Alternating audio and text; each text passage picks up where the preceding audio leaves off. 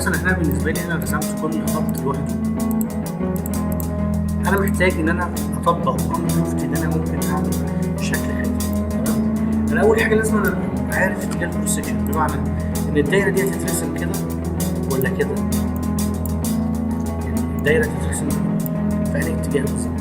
فانا بالنسبه لي الكروس سكشن بتاعي لازم يكون بالنسبه للخطين دول في التوب، بالنسبه للخطين دول لازم يكون فين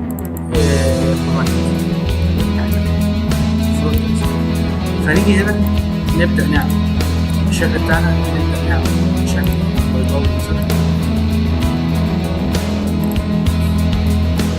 ونيجي نعمل حاجه ممكن نشتغل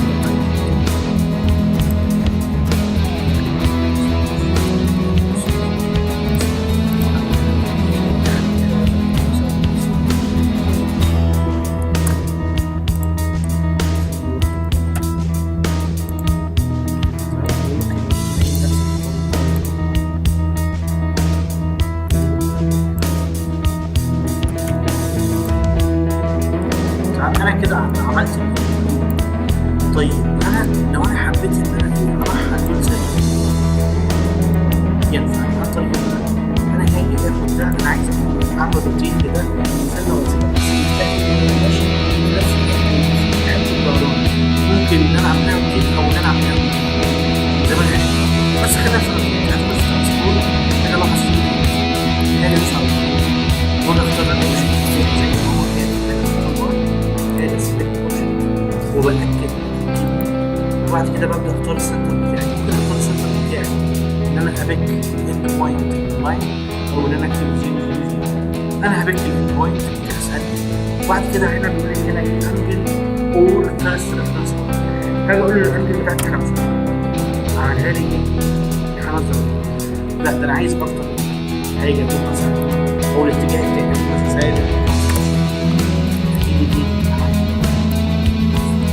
واجي هنا برضه في نفس الخطوه واقول هنا ايه 15 ادي الايه ناقص كده، ناقص ان انا جاي في الاتجاه الصح بتاعي فرونت واجي ارسم مثلا شكل مستطيل ده ان احنا ارسم شكل مستطيل. تمام. ولو انا اخترت هنا اختيارات راوندد هيعملوا لي ايه؟ راوندد على حسب العين. تمام. طبعا بقى خلاص بقى عايز اتعلم نفسي بشكل اسهل كده، اخد ده كله ترانسفورم واجي اخد النقطه بتاعتي هنا النقطه بتاعتي. انا بالنسبه لي بقى انا بالنسبه لي بقول لك تعالى هنا نعمل لير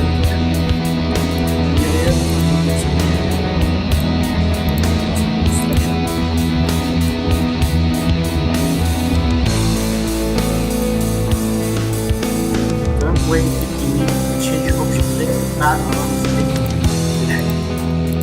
تمام.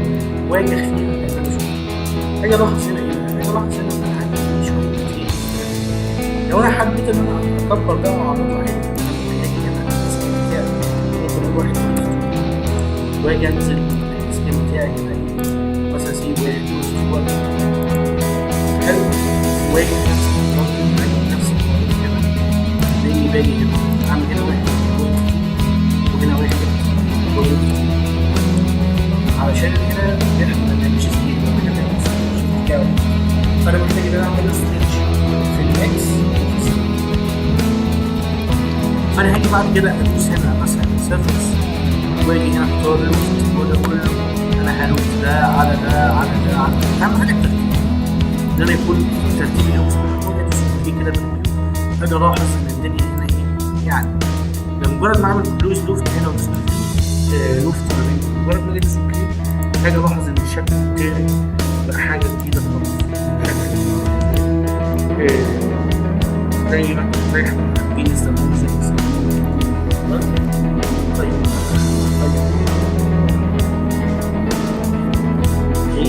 هو كده بتصور، هو كده بالفعل بتصور، هو غلط